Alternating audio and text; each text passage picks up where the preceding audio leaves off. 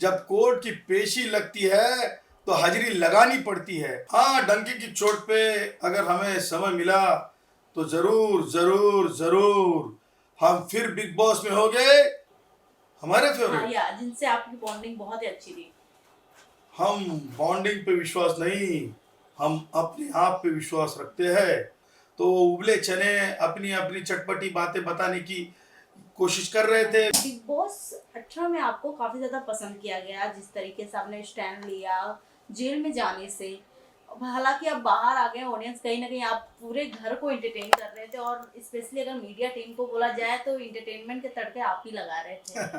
तो first of all क्या कुछ कहना चाहेंगे ऑडियंस को कि आप घर से बाहर आ गए हैं?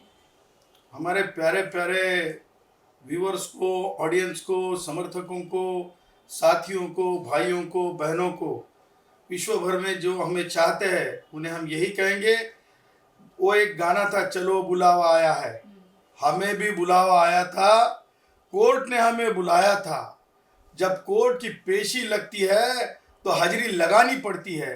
तो कोर्ट की पेशी के कारण यानी हम एक ऐसे माननीय उच्च न्यायालय जो अदालत है वहाँ के मुख्य न्यायमूर्ति जी के सामने भारत के संविधानिक जो संबंधित केस थी, उस केस के सिलसिले में हमें बुलाया था।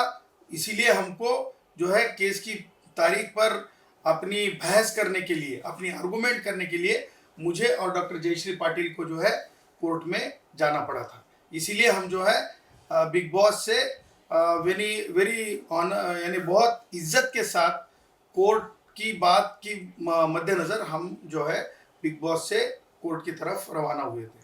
हालांकि अब बाहर आ गए हैं, ऑडियंस कहीं ना कहीं अभी भी नाराज है, तो कोई ऐसा अपकमिंग में प्लान है सर कि बाद में भी हम री एंट्री भी कर सकते हैं?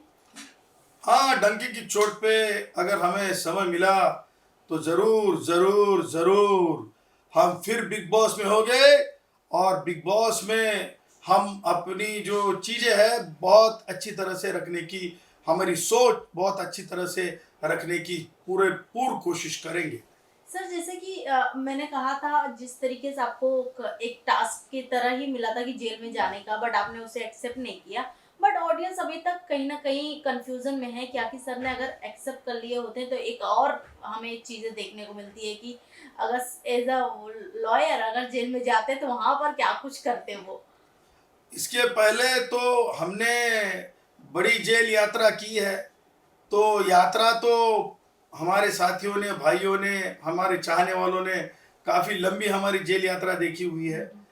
तो मेरे ख्याल से झूठी मूठी जो वहाँ पे जो शो था, उससे अच्छा जो हमने जो वहाँ पर अपनी अपनी बात रखी, जिस तरह से बात रखी, मुझे लगता है वो लोगों ने ज़्यादा पसंद की। वो कुछ ज्यादा ही लोगों ने पसंद किया कि आपने स्टैंड लिया, आपको हर एक सिनारियो को लोगों ने टोटल 24 आवर्स देखा गया लाइव आपको। और मेरा सवाल ये है, इतने सारे कंटेस्टेंट थे बिग बॉस हाउस में, मैं जानना चाहूंगी आपके फेवरेट कौन थे उनमें से? हमारे हाँ फेवरेट। या जिनसे आपकी बॉन्डिंग बहुत ही अच्छी थी। हम बॉन्डिंग पे विश्वास नहीं, हम अपने आप पे विश्वास रखते हैं। और हम जो बोलते हैं डंके की चोट पे बोलते हैं। तो शायद 2018 सीजन यानी बिग बॉस अभी मैच्योरिटी के एज में आए हैं और हम मैच्योरिटी से कर रहे थे। बाकी लोग वो उबले चने फ्यूचर हीरो फिल्मी दुनिया से थे, वो कलाकार लोग सीरियल से थे। हम बड़ी इज्जत करते हैं क्योंकि वो फ्यूचर हीरो है, इसीलिए तो हम बोलते हैं उबले चने उनको। तो वो उबले चने अपनी अपनी चटपटी बातें बताने की कोशिश कर रहे थे। कोई अलग अलग क्षेत्र से भी आए थे, लेकिन ये मानते हैं कि हम घमंड से नहीं कहेंगे हमरे बराबरी में कोई नहीं, पर हम डंके की चोट पे ये कहेंगे कि लोगों ने हमें पसंद किया है। हम बाहर आने के बाद पता चला हमको कि लोगों के दिल पे हम छाए हैं। इसका मतलब हम ये समझते हैं कि जो लोग चाहते हैं, जो भाई चाहते हैं, चाहने वाले चाहते हैं, उससे बड़ा कुछ नहीं होता है। तो लोगों ने जिसे बड़ा समझा, लोगों ने जिसे एक नंबर दिया, लोगों ने कहा हम एक नंबर पे है, तो हम ये समझते हैं कि वहाँ पे हमारे साथ साथ बराबरी के साथ कोई नहीं था।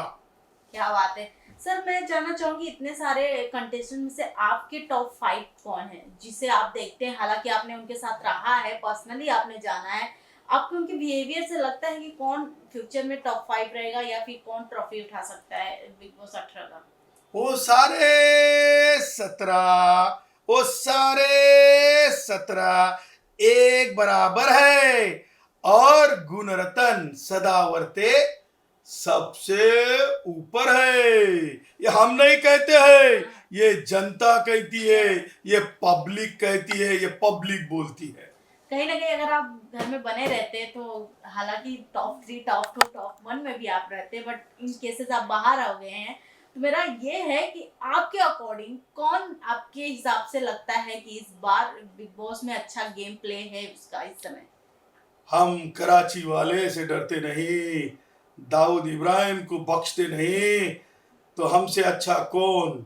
हम अगर फिर वहां होंगे तो हम बिग बॉस हमारी तरफ ही रखेंगे। क्या बात है।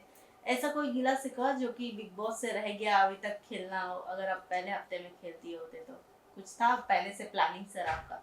नहीं, हम स्क्रिप्ट के ऊपर विश्वास नहीं करते, इसीलिए तो मैंने सलमान से एंट्री के समय कहा था कि सलमान, रियलिटी शो में रीटेक नहीं होता है। हमारे कहने का मतलब ही वो था। Thank you sir. लास्टली क्या कुछ कहना चाहेंगे ऑडियंस को आप? यही कहना चाहता हूँ कि फिल्मी जगत ने अंडरवर्ल्ड की दुनिया से अपना फासला रखना चाहिए। चीजें बेहतर करने के लिए कलाकारों ने अपने अपने दूसरे कलाकारों के साथ मिठास रखनी चाहिए। खटास, छोटी सी खटास के लिए गलत चीजों के साथ बहते न जाना चाहिए। इसके परिणाम हमें लगता है कि इसके पहले भी कला जगत ने भुगते हैं अंडरवर्ल्ड से, तो अंडरवर्ल्ड से दूरी रखना ही कलाकारों ने बेहतर है। मैं ये समझता हूँ, परेशानी शाहरुख की हो, परेशानी सलमान की हो, परेशानी गोविंदा की हो, परेशानी तो परेशानी होती है, तो इस परेशानी का निपटारा गलत चीजों के साथ जाना नहीं, ये परेशानी का निपटारा आपस में बैर रखना नहीं है। क्या बात है। Thank you so much sir.